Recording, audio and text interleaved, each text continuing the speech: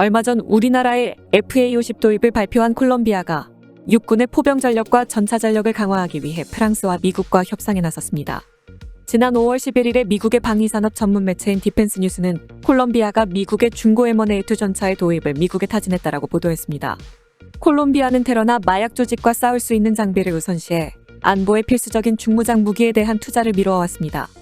하지만 이웃나라인 베네수엘라가 러시아와 중국에서 T-72B1V 전차와 수호의 30 전투기 및 중국제 YJ-83 대함 미사일 등의 장비 도입에 자금을 투자해 군사력을 강화했고, 콜롬비아도 공군의 현대화를 위해 이스라엘에서 도입한 크피르 전투기의 후계기 선정에 나섰지만 만성적인 재정 적자와 코로나19 여파로 계획이 좌절되고 말았습니다.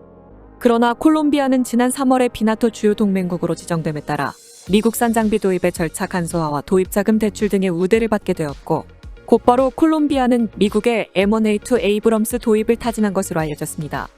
콜롬비아 육군은 여러 차례 전차 도입을 계획했지만 실행되지는 못했고, 브라질에서 도입한 90mm 포를 탑재한 E9 장갑차만을 보유하고 있어 T-72B1V와 AMX-30을 보유한 베네수엘라 육군과 중무장 무기에서 차이가 생겨 미국에서 중고 M1A2 에이브람스를 도입함으로써 베네수엘라와의 전력 격차 문제를 해소하고 싶을 것입니다. 아마도 콜롬비아가 비나토 주요 동맹국으로 지정되었기 때문에 크피르의 후계기로 우리나라의 FA-50을 선정했을 가능성이 높습니다. 참고로 미국이 지정하는 비나토 주요 동맹국의 지위는 미국산 장비의 조달이나 미군과의 공동훈련 등에서 나토 회원국에 가까운 우대를 받을 수 있으며, 현재 한국과 일본 및 호주와 이스라엘, 뉴질랜드 등 18개국이 미국의 비나토 주요 동맹국으로 지정되어 있습니다. 하지만 비나토 주요 동맹국에게 나토 회원국에 제공되는 집단안보가 제공된다는 의미는 아닙니다. 이렇듯 비나토 주요 동맹국이란 지위를 얻는 콜롬비아가 이번에는 프랑스의 세자르를 도입하기 위해 프랑스와 협상에 나섰다고 보도되고 있는 것입니다. 디펜스 뉴스는 지난 20일에 콜롬비아 육군이 포병 전력의 현대화를 위해 세자르 155mm 자주포의 조달 협상을 시작했다고 보도되고 있습니다.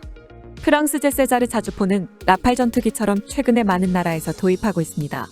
앞서 말했듯 콜롬비아는 미국에서 M1A2 에이브람스 도입을 타진했으며, 크피르 전투기의 구멍을 메우기 위해 우리나라의 FA-50 조달을 결정했고, 이번에는 프랑스에서 세자르 155mm 자주포를 도입하기 위한 협상을 시작한 것으로 알려졌습니다. 콜롬비아 육군의 포병 전력은 105mm 유탄포를 트럭 짐칸에 탑재한 조야 SAA-1과 포바이포 군용 차량 뒷부분에 106mm 대전차포를 탑재한 M462 및 M40A2를 보유하고 있습니다. 하지만 콜롬비아 육군은 MLRS는 보유하지 않아 러시아제 MSTAS와 BM-21 및 BM-30으로 구성된 베네수엘라 육군과는 전력차가 크며, 이것을 보완하기 위해 콜롬비아 육군은 총 12대의 세자르 자주포를 도입할 것으로 알려졌습니다.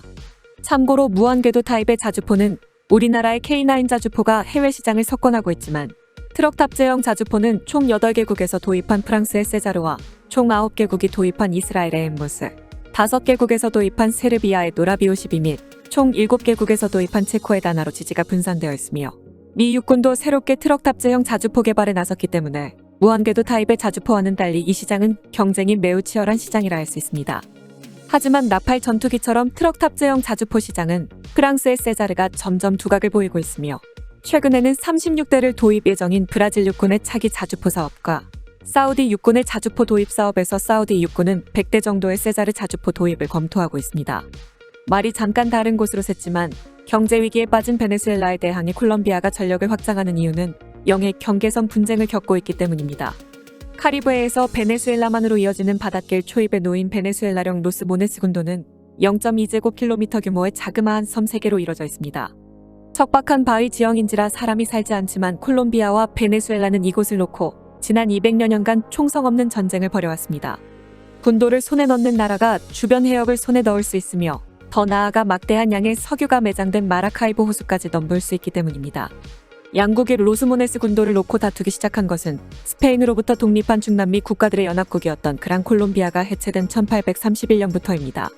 별개의 나라가 된 두 나라는 마침내 1941년에 영토 국경선을 설정하는 데는 합의했으나 베네수엘라만을 비롯한 근방 수역의 경계를 나누는 데에는 실패했습니다. 영해 구분을 자국에 유리하게 하기 위해 양국이 서로 다른 역사적 근거와 자료를 들이밀었기 때문입니다. 그러던 1952년 당시 콜롬비아의 후안 올긴 외교장관이 로스모네스 군도가 베네수엘라의 영토임을 인정한다는 발언을 하자 국제사회는 이를 양국의 합의로 간주했습니다. 하지만 콜롬비아 의회가 승인을 거절하며 조정에 실패하게 됩니다. 6년 뒤인 1958년에 유엔 해양규약회의는 중간선 원칙에 따라 영해를 설정한다는 합의를 내놓았습니다. 하지만 베네수엘라가 이 원칙이 콜롬비아에게만 유리하다는 이유로 합의 이행을 거부하면서 영해 구분은 또 한 번 실패했습니다. 이후 1960년과 1970년에도 양국 간은 수차례 회담을 가졌지만 결국 실패했습니다. 1982년 유엔에서 채택된 해양법협약은 영해 경계선에 대한 국제적 기준을 내놓았습니다. 해양법협약은 연안 기준선에서 12해리까지를 영해로 정했습니다. 또한 연안 기준선 200해리까지의 해저지형을 대륙붕으로 설정했지만 양국은 이마저 각자 입맛에 맞게 해석했습니다. 콜롬비아는 자국 연안으로부터 20해리 떨어진 로스 모네스 군도가 대륙붕이 아니므로 이 협약을 적용해선 안 된다고 주장하고 있습니다. 중간선 원칙에 맞춰 설정한 양국 사이의 경계선에 따라 자국 영해에 속한다고 보고 있습니다. 하지만 베네수엘라는 자국 영토에서 뻗어나온 대륙붕의 일부이므로 콜롬비아의 라과이라 반도와 로스모네스 사이의 중간선이 영해 경계선이 되어야 한다고 주장합니다. 옥신각신하던 양국은 1987년에 칼다스 코르벳 사건으로 군사적 대치 상태까지 치달았습니다. 콜롬비아 바르코 대통령이 이 해역에 소형 군함인 코르벳 2대를 파견하자 베네수엘라 루신치 대통령이 곧바로 F-16 전투기와 군대를 투입하면서였습니다. 다행히 무력 충돌로 이어지지 않고 콜롬비아의 코르벳함이 9일 만에 철수하며 사태는 종결됐습니다. 하지만 양국의 분쟁은 현재 진행형입니다. 1995년에 산페드로 알레안드리노와 우레냐 선언을 통해 국경 문제 해결을 위한 양자협의체 개설에 합의하면서 종착점에 다다르는 듯했습니다. 하지만 2009년에 베네수엘라 오고 차베스 대통령이 선언을 파기한 데 이어 2015년에 마두로 대통령이 베네수엘라만 인근 해역의 경계를 강화한다는 군사칙령을 발표하면서 긴장 상태가 오히려 고조되고 있는 형국입니다. 이러한 상황에서 경제난에 빠진 베네수엘라보다 그나마 형편이 나은 콜롬비아가 군 현대화에 나서고 있는 것입니다. 여기에 미국은 자국의 비우호적인 베네수엘라와 경쟁 관계에 있는 콜롬비아를 비나토 주요 동맹국으로 지정하여 무기 지원에 대한 절차를 간소화하여 콜롬비아의 베네수엘라를 견제하는 역할을 맡긴 것으로 보입니다. 앞으로 경제 위기에 빠진 베네수엘라와 미국의 지원을 받고 있는 콜롬비아 간의 경쟁 관계도 주목해서 바라봐야 할 것입니다. 러시아와 관련된 한 가지의 소식을 더 전해드리겠습니다. 러시아의 이타르타스 통신은 지난 20일에 러시아 공군이 5세대 전투기인 수호이 57을 우크라이나전에서 사용했다고 보도해 주목을 받고 있습니다. 이 정보는 러시아 국방성이 아니라 러시아의 방위산업계의 관계자가 이타르타스 통신에게 밝힌 것으로 보도되고 있습니다.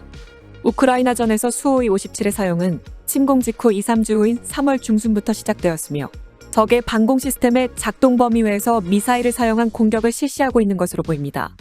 덧붙이자면 로스텍의 세르게이 체메조프 CEO는 푸틴 대통령에게 체크메이트의 양산을 2027년에 개시한다고 보고하며 러시아군도 체크메이트의 도입을 검토해 주었으면 한다고 요청했습니다. 서방의 제재가 언제까지 지속될지는 알 수 없지만 러시아제 무기를 구입한 고객들은 서방 세계의 제재에서 러시아 방위산업계가 제조 능력을 유지할 수 있을까라며 의구심을 갖고 있어 체크메이트 실용화나 양산 개시가 늦어지면 러시아 방위산업계는 서방의 제재로 무기를 제조할 능력이 없다고 판단할 것입니다. 앞으로 러시아가 이러한 문제를 어떻게 풀어나가는지 주목됩니다. 이상 마치겠습니다. 시사몽땅이었습니다.